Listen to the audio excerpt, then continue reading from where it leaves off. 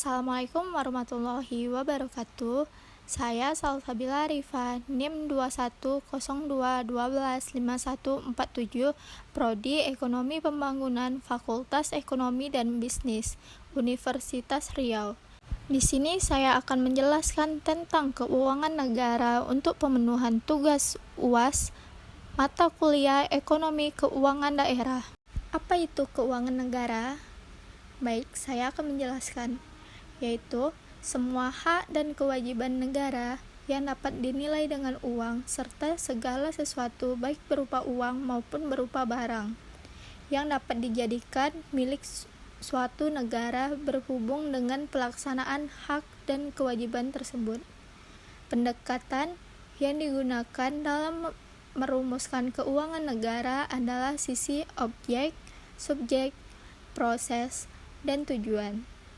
Dari sisi objek, yang dimaksud dengan keuangan negara meliputi semua hak dan kewajiban negara yang dapat dinilai dengan uang, termasuk kebijakan dan kegiatan dalam bidang fiskal, moneter, dan pengelolaan kekayaan negara yang dipisahkan serta segala sesuatu baik berupa uang maupun berupa barang yang dapat dijadikan milik negara berhubung dengan pelaksanaan hak dan kewajiban tersebut. Di dalam keuangan negara meliputi beberapa hal, yaitu 1. Hak negara untuk memungut pajak, mengeluarkan dan mengedarkan uang, dan melakukan pinjaman. Yang kedua, kewajiban negara untuk menyelenggarakan tugas layanan umum pemerintahan negara. Yang ketiga, penerimaan negara dan pengeluaran negara. Yang keempat, penerimaan daerah. Yang kelima, pengeluaran daerah.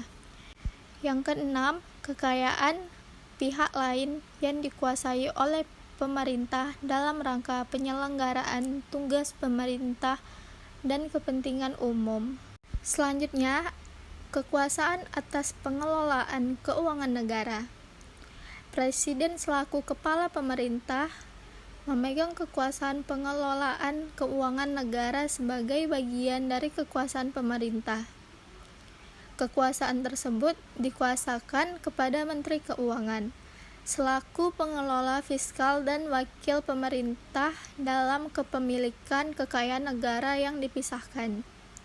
Dikuasakan kepada menteri atau pimpinan lembaga selaku pengguna anggaran atau pengguna barang kementerian, negara, atau lembaga yang dipimpinnya. Diserahkan kepada gubernur atau bupati atau wali kota selaku kepala pemerintahan daerah untuk mengelola keuangan daerah dan mewakili pemerintah daerah dalam kepemilikan kekayaan daerah yang dipisahkan. Menteri Keuangan mempunyai tugas sebagai berikut. Pertama, menyusun kebijakan fiskal dan kerangka ekonomi makro. Kedua, menyusun rancangan APBN dan rancangan perubahan APBN. Yang ketiga, mengesahkan dokumen pelaksanaan anggaran. Yang keempat, melakukan perjanjian internasional di bidang keuangan. Yang kelima, melaksanakan pemungutan pendapatan negara yang telah ditetapkan dengan undang-undang. Yang keenam, melaksanakan fungsi bendahara umum negara. Yang ketujuh, menyusun laporan keuangan yang merupakan pertanggungjawaban pelaksanaan APBN. Yang terakhir, melaksanakan tugas-tugas lain di bidang pengelolaan fiskal berdasarkan ketentuan undang-undang. Dalam rangka pengelolaan keuangan daerah, pejabat pengelola keuangan daerah mempunyai tugas sebagai berikut. 1. Menyusun dan melaksanakan kebijakan pengelolaan APBD. 2. Menyusun rancangan APBD dan rancangan perubahan APBD. Yang ketiga, melaksanakan pemungutan pendapatan daerah yang telah ditetapkan dengan peraturan daerah. Yang keempat, melaksanakan fungsi bendahara umum daerah. 5. Menyusun laporan keuangan yang merupakan pertanggungjawaban pelaksanaan APBD. Selanjutnya, penyusunan, penetapan, dan pelaksanaan APBN. APBN merupakan wujud pengelolaan keuangan negara yang ditetapkan tiap tahun dengan undang-undang. APBN terdiri atas anggaran pendapatan, anggaran belanja, dan pembiayaan. Pendapatan negara terdiri atas penerimaan pajak, penerimaan bukan pajak, dan hibah. Belanja negara dipergunakan untuk keperluan penyelenggaraan tugas pemerintahan pusat dan pelaksanaan perimbangan keuangan antara pemerintah pusat dan daerah. Belanja negara dirinci untuk organisasi, fungsi, dan jenis belanja. APBN disusun sesuai dengan kebutuhan penyelenggaraan pemerintahan negara dan kemampuan dalam menghimpun pendapatan negara. Penyusunan rancangan APBN berpedoman kepada rencana kerja pemerintahan dalam rangka mewujudkan tercapainya tujuan bernegara. Dalam hal anggaran diperkirakan defisit, ditetapkan sumber-sumber pembiayaan untuk menutup defisit tersebut dalam Undang-Undang tentang APBN.